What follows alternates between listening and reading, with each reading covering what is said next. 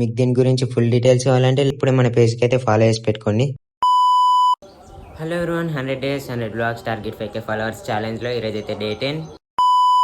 ఈ రోజు అయితే పొద్దున్నే లేచి స్నానం అయితే చేసేసిన.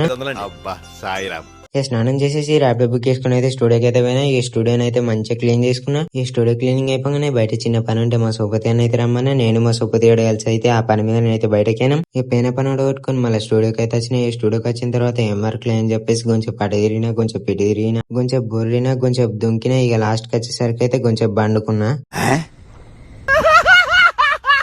ఈ లేచి చూసే వరకు టైం అవుతుంది అని చెప్పేసి ర్యాపిడో బుక్ చేసుకుని అయితే ఇంటికి అయితే వచ్చేసిన.